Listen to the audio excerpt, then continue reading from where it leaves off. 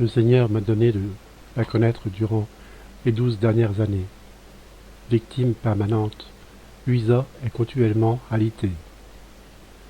Mon confesseur, à qui j'avais fait connaître ce que mon très aimable Jésus voulait de moi, me dit « Si tout ce que vous m'avez dit est vraiment la volonté de Dieu, vous pouvez recevoir ma bénédiction.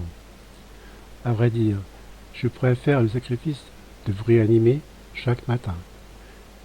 Si j'en éprouve des ennuis dans ma nature, je surmonterai par la grâce de Dieu. » Quand je pensais aux créatures qui seraient épargnées le terrible fléau de la guerre, mon âme jubilait.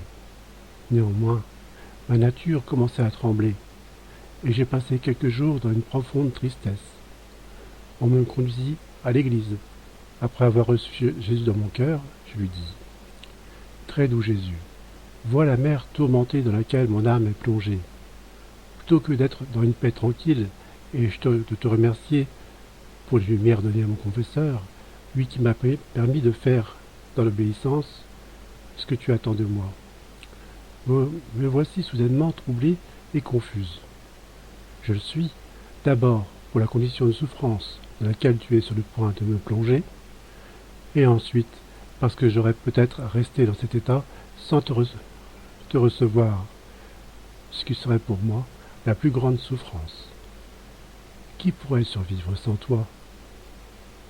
Mon bien, qui d'autre que toi pourra me donner la force de survivre, de me remettre de ma souffrance?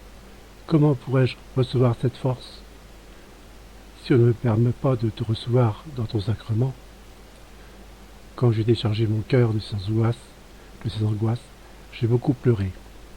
Sympathisant avec moi, Jésus me dit poliment « Mon enfant, n'aie pas peur, je comprends ta faiblesse. J'ai préparé des grâces nouvelles et spéciales pour soutenir ta fragilité. Ne suis-je pas tout-puissant en tout? Ne suis-je pas capable de faire en sorte que tu me reçoives dans le sacrement? Sois résigné, et comme une personne morte, place-toi dans mes bras paternels. Offre-toi comme victime en réparation pour les nombreuses offenses que je reçois continuellement des hommes. Alors tu pourras sauver ceux qui méritent la discipline. Si tu veux faire le sacrifice volontaire de toi-même en te donnant comme victime d'amour, d'expiation et de réparation, je promets de ne pas laisser passer un jour sans que tu aies une visite. Jusqu'à maintenant, tu venais à moi, mais je t'assure à présent que je viendrai te visiter sans manquer.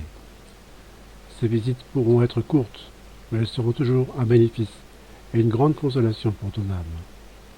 Es-tu satisfaite?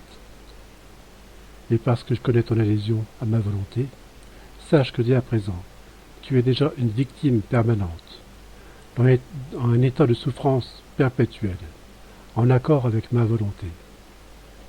Je te demande cela pour la réparation des péchés que d'autres créatures ont commis.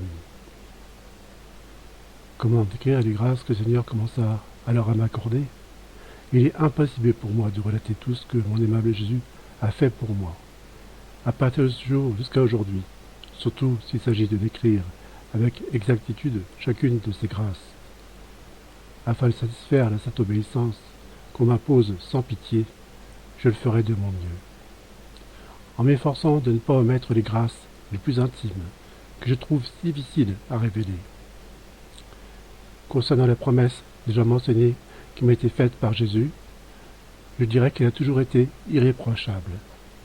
Il a tenu sa promesse du commencement jusqu'à présent, et je crois qu'il atteindra jusqu'à la fin. Je me souviens bien de ce qu'il m'a dit le premier jour où j'ai dû garder le lit. Bien-aimé de mon cœur, je t'ai placé dans cette condition pour pouvoir plus librement venir à toi et te parler.